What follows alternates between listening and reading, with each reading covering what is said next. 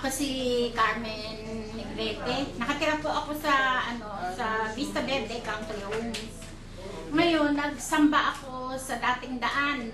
May nakilala po akong kapatid doon na naaawa sa akin kasi every time na pumupunta ako sa dating daan kay Brother Eli, nakikita nila akong lahat, na hirap ako, naka-wheelchair ako. May lumapit sa akin isang kapatid, inalok ako, sabi niya, sis, baka gusto mong gamitin muna ito, tignan mo kung makakabuti sa'yo. So, ginamit ko yung isang maliit na gano'n na binentahan niya ako. Ginamit ko, nasiyahan ako. Sabi ko, okay ito ah. Mukhang naigalaw ko yung kamay ko, pati pa ako, pati tuhod ko, nailakad ko. Sabi ko, okay ito. Hinahanap ko ngayon siya, hindi ko siya makita. Tumawag ako dito. May pumunta sa akin doon na mag-asawa. Siya yung nag-alok sa akin, siya yung nagsama sa akin dito. Ang ipinagtaka ko sa sarili ko, hindi ako dating nakakapanik ng hagdanan, hindi ako nakakalakad ng malayo. Pero ngayon, nagpapanik pa na ako sa hagdan, talagang siyan-siya ako. Sabi ko, napakagaling. Inalo ko ngayon to sa mga customer ko. Sabi niya, sige Carmen, bigyan mo ako ng i-plate na yan at basta siguraduhin mo lang na mamamasahin mo uli kami. Mare-reflexology mo kami uli. Sabi ko, oo, okay lang yun.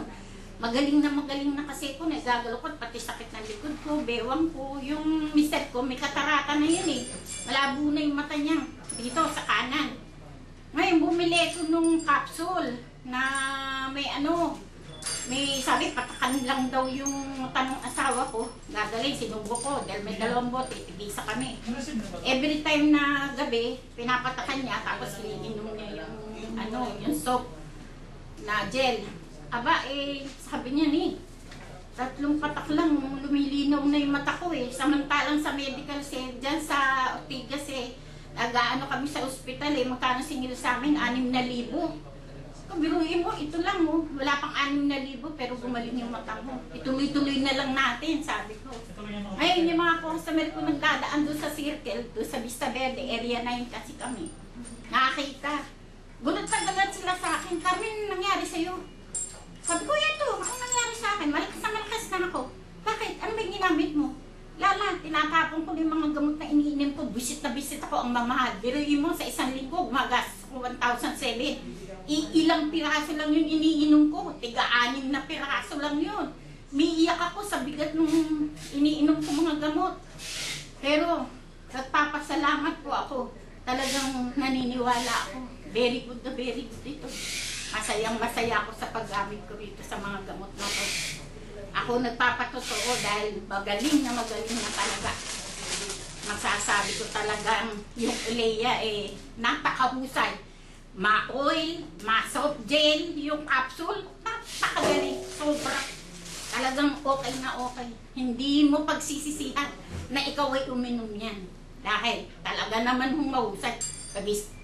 Yung pagising ko sa umaga, naninigas itong kamay ko. Hindi po ito natataas. Ang laki-laki ng ginastos ko. Ito sa kilikili ko na ito na. Frozen arm. Pero ngayon ayan marami akong testigo dahil marami akong mga pwedeng ipakita na katunayan. Ako yung nagpa-therapy pa. Hindi ako gumaling. Pero yan, nung magamit ko yung Olea na yan, naniniwala po akong napakagaling ng Olea. Number 1. Hindi ko pagsisisihan ng taong bumibili niya. Sinisiguro ko po yan. Napakagaling.